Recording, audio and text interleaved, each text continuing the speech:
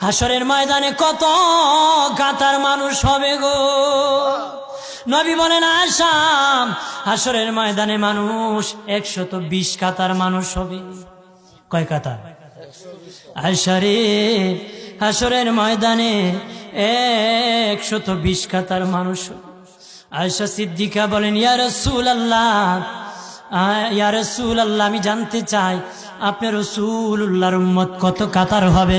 নবী বলেন আয়েশা, আমি রাসূলুল্লাহর উম্মত একাই 80 কাতার হবে।